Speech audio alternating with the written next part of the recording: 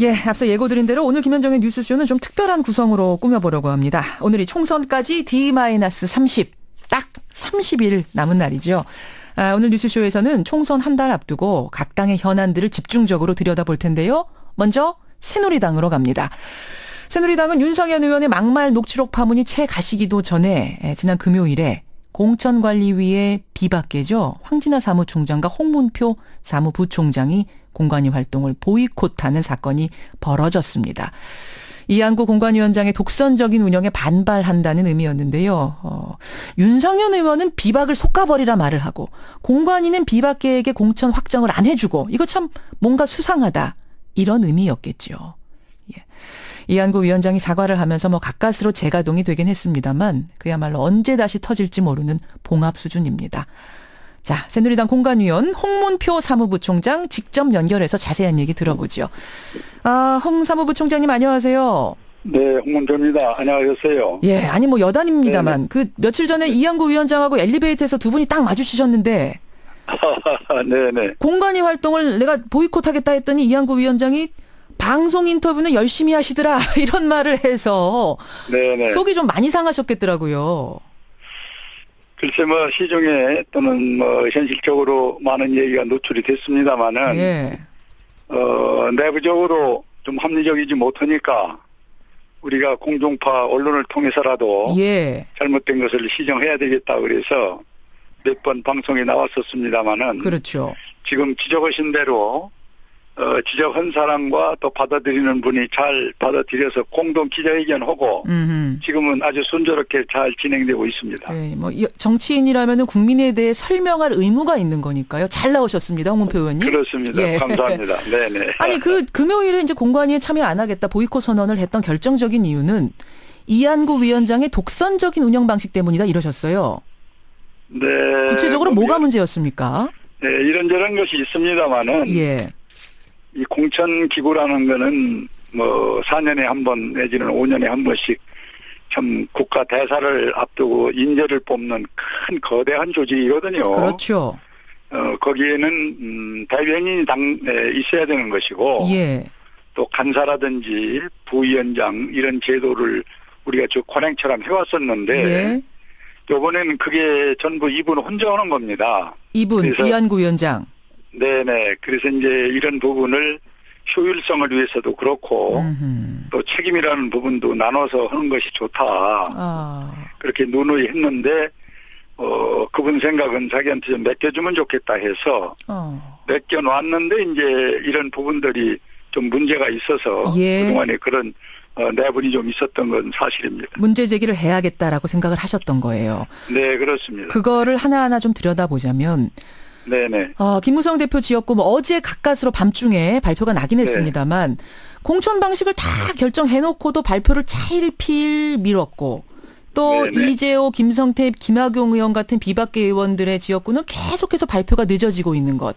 미루고 네네. 미루는 것에 뭔가 좀 어떤 다른 의도가 있다고 의심이 좀 드신 겁니까? 글쎄 방금 지적하신 대로 전체회의에서 결정된 부분은 예. 그다음에 발표를 하는 것이 원칙으로 이렇게 관행처럼 되어왔던 것인데 지금 지적하신 김무성 대표 같은 경우는 2등과 1등 차이가 약 30%가 넘습니다. 예. 이렇게 큰 차이는 거의 단수로 가는 경우인데 그렇죠. 김무성 대표께서는 내가 오픈 프라이머리 국민에게 공천권 돌려준다고 한 것이 내 정치적 의미니까 내 스스로 경선을 하겠다. 그랬죠. 이러니 나를 경선에 넣어달라 해서 주의 공관위에서는 참 환영을 하면서 예. 이 결정을 했는데 예.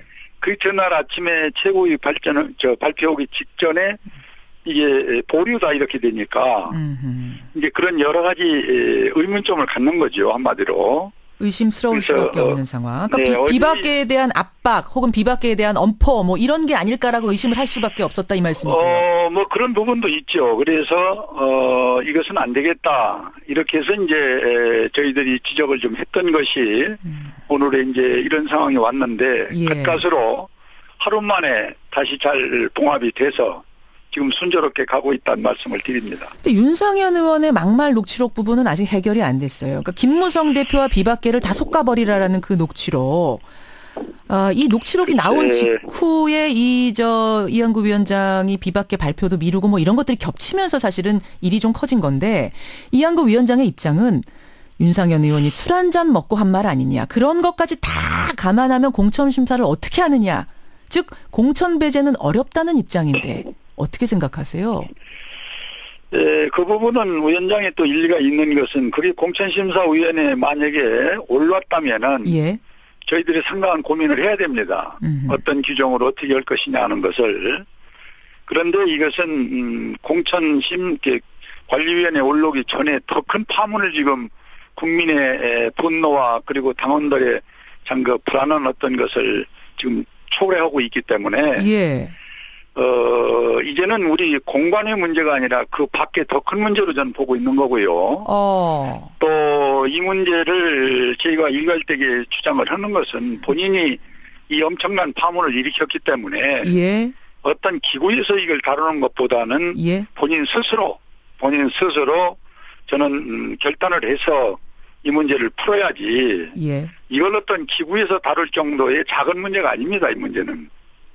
기구에서 다루고 자시고 할 정도 수준을 지금 뛰어넘었다고 보세요. 정계 은퇴가 답이다.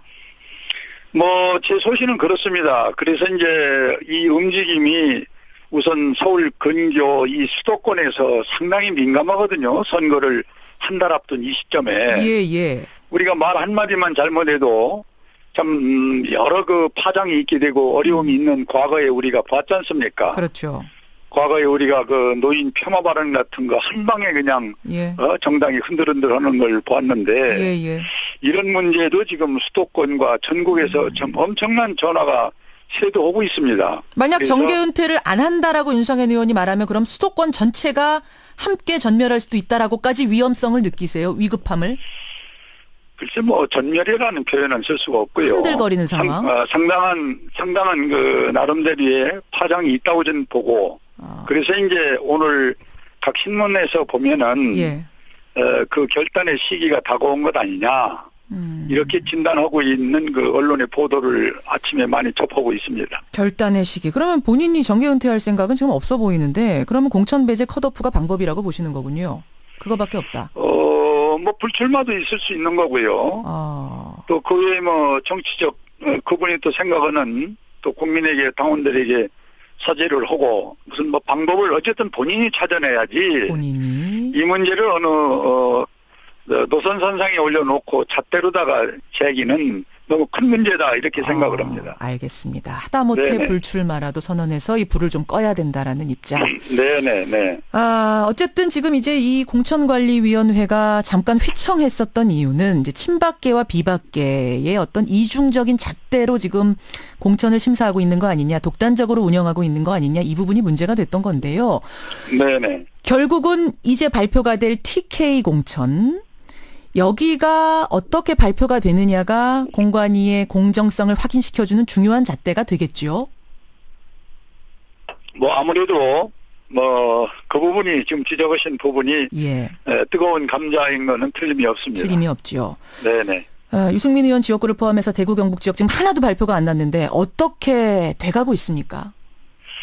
어제 이제 한번 대충 우리가 훑어봤습니다. 예. 거기에서 김문수 예비 후보 같은 경우는 하루라도 빨리 결정해 주는 게 좋겠다. 그렇게 해서 어제 발표를 했고요. 예. 나머지 이제 11곳에 대해서는 우리가 좀 더 신사숙고해서 이 문제를 살펴보는 것이 좋지 않냐 해서 이제 오늘과 내일 그 부분을 좀 살펴볼 그런 계획으로 있습니다. 지금 계속 이제 소문이 계속 도는 것은 결국 진박 의원들, 청와대 출신으로 내려온 의원들이 지지율이 낮아도 여론조사에서 결과가 낮아도 결국은 되는 거 아니냐. 유승민 의원 계열이 쫙 물갈이 되는 거 아니냐. 이런 얘기들 나와요. 어떻습니까? 그러니까 그런 것들이 지금 많은 그 시중에 시제가 되고 있는데요. 그렇죠.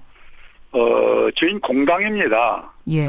그래서 공천 규정의 기본을 항상 우리는 염두에 또 책상에 놓고 그리고 이제 개혁이라는 부분도 또 우리가 안 할 수 없지 않습니까? 예.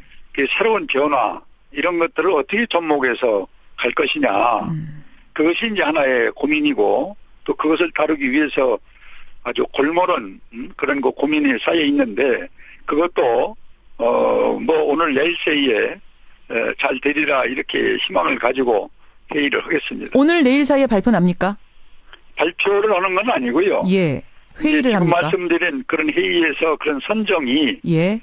선정 작업을 이제 해야 하지 않겠냐. 예. 우선 시간적으로 여유가 없습니다. 짧게 제가 여쭙겠습니다. 어떤 네네. 보이지 않는 손에 의해서 TK 물갈이가 추진되는 그런 상황은 없겠습니까?